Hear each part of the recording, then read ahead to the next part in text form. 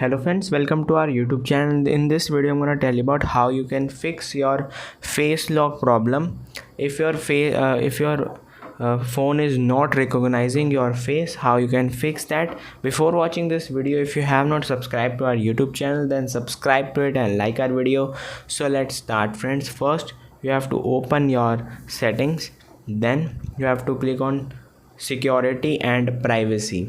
Here it is device unlock, then you have to click on face unlock, make a password, and you have to click on delete face data, and then you have to do make a face data. You can see you have to again enter your face data and it will be fine, and you can see it will fix your problem.